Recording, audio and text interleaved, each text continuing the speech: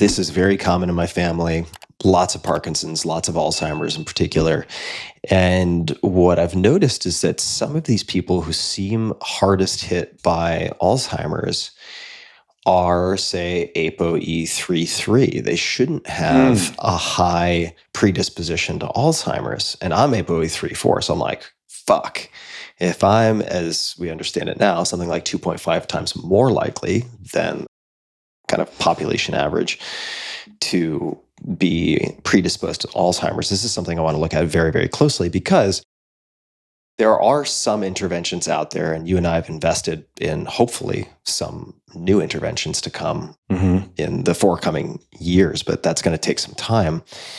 By the time the symptoms are really obvious, it's very, very hard to treat something like Alzheimer's, which doesn't mean that the interventions don't work. It just means they might not work at that stage. So I'm really trying to, and I've already been taking a lot of mental health and cognitive kind of neuronal health things seriously.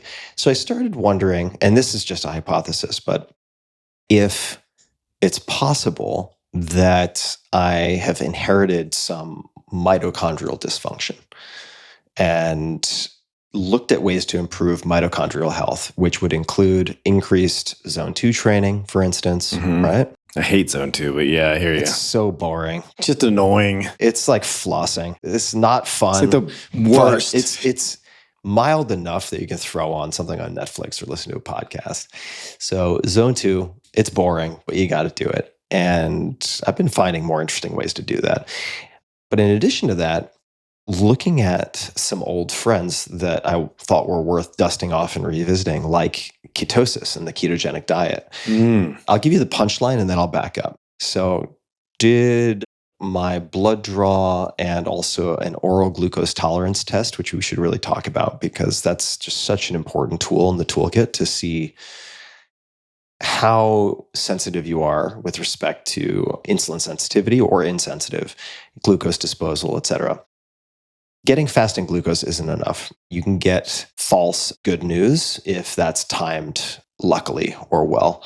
So I've had my best lab results, and I get 3 or 4 tests a year, probably my best lab results in the last decade, most recently. And I would attribute that to a few things. I used ketogenic diet, very straightforward. You have to figure out a few meals that work for you. For me, it was a big salad with like ribeye cut on top with some cheese. Like you have to figure out something that doesn't make you feel like a human cheesecloth every day because you really want to keep your protein moderate. You can't have too much protein on the ketogenic diet if you want to sustain high levels of high millimolar concentration of ketones. And I test all this with a finger prick. I shifted naturally, ketosis first, to initiate some adaptations. And from everything I read, it takes about, I knew I didn't want to do it super long term. It's just too boring and too disgusting. And plus, I really need to watch my lipid profile. Yeah, that's my problem. But based on the reading that I was doing, it seemed like 3 to 4 weeks of serious ketosis was enough to initiate some durable changes. And then maybe if you do that, at least, and this is speculation, but once every 6 months, once every year, that you can keep the metabolic machinery where you want it. And so I did 4 weeks and I was like, enough. But I started leaning into intermittent fasting towards the end of that and experimenting with 16-8. So what that means is 16 hours of fasting, 8 hours of eating. 8 hours could be noon to 8 o'clock, could be 2 p.m. to 10.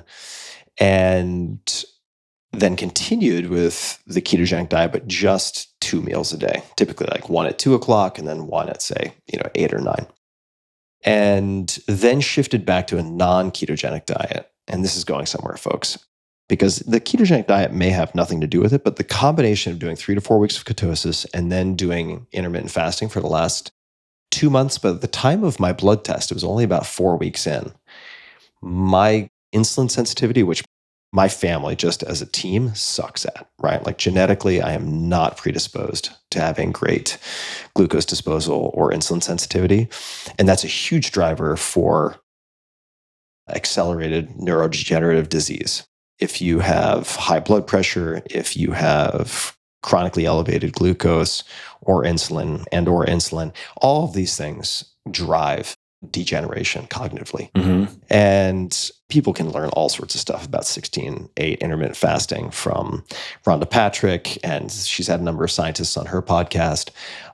There's also a guy I recommend with some reservation, but Martin Birkin, who really popularized, to his credit, 16/8 and worked with a lot of clients and his audience. So he had very interesting data, but his editorial tone is not for everybody. He will not die from confidence deficiency. I'll put it that way. Nonetheless, his recommendations around intermittent fasting plus resistance training are very compelling. So I would suggest people check that out. A byproduct of this is that, and this was very unexpected, my mood is so elevated and stable now. Mm-hmm. It's kind of hard for me to believe that I didn't figure this out sooner. Hmm. And I think part of that was, as a competitive athlete, especially growing up when we grew up, it was like, okay, small meals every like 4 hours, right? Something like that was the dogma.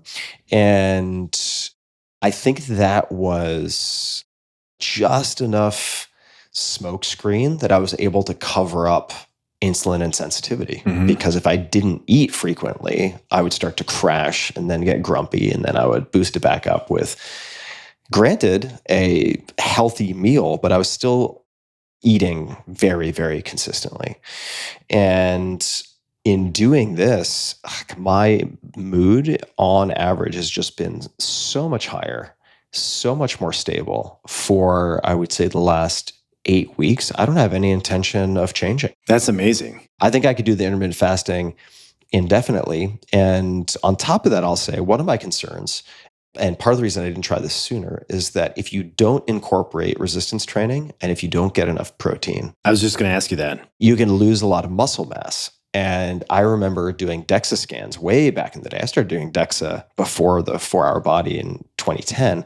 And the owners of these DEXA facilities would tell me the vast majority of people who try intermittent fasting think they're losing fat, but they're losing muscle mass. And their body composition goes upside down effectively. And I judged it harshly, and I judged it prematurely. So in animal models, and also certainly if you look at what Martin and some of his clients have done, that need not be the case.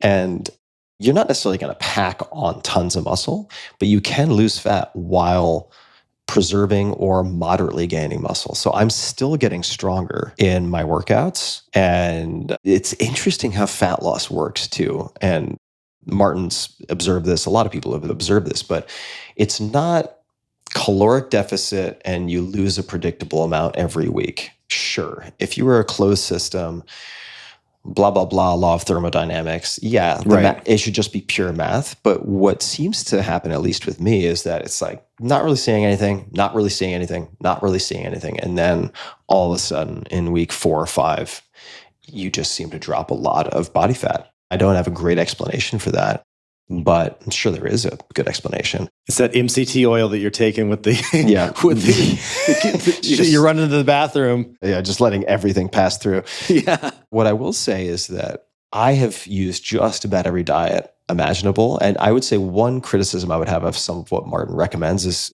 he advises people to consume like somewhere along the lines, if they can tolerate it, like 400 to 800 milligrams of caffeine a day Wow. to aid in fat loss. And yes, that will aid in fat loss. Yeah. And lack of sleep. Yeah, I don't want the sleep architecture disruption.